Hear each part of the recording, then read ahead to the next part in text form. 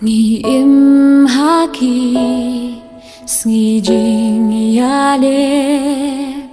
linti jongi đạp tăng jing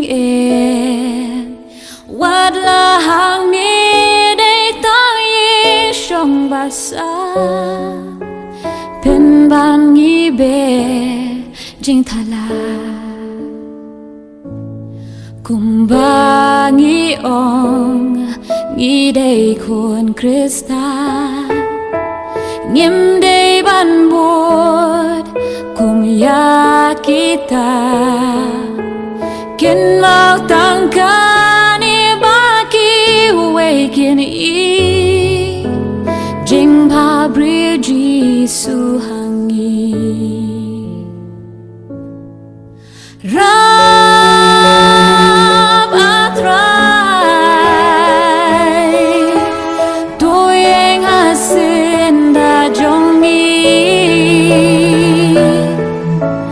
Lemma mengim long hapertei ban long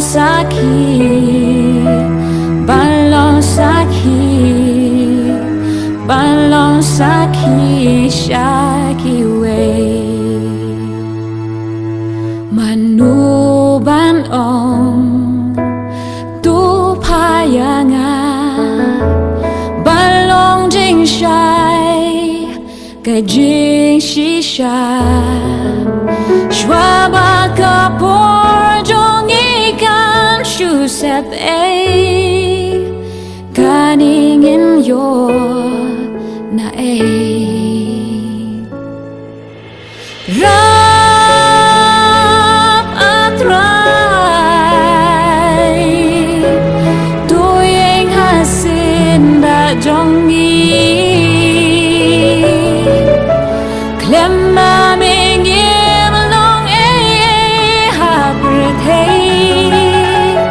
ban long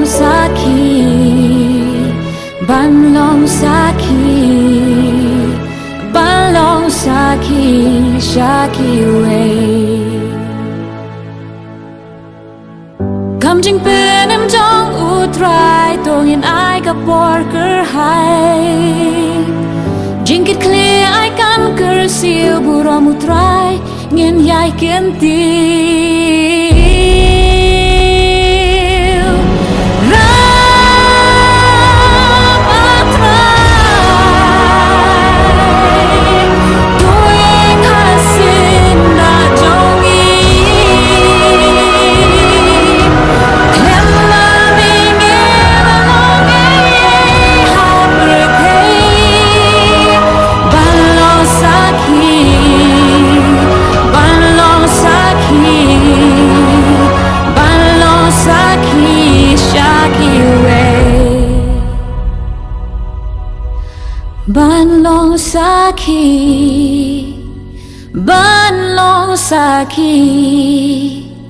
ban long saki shaki way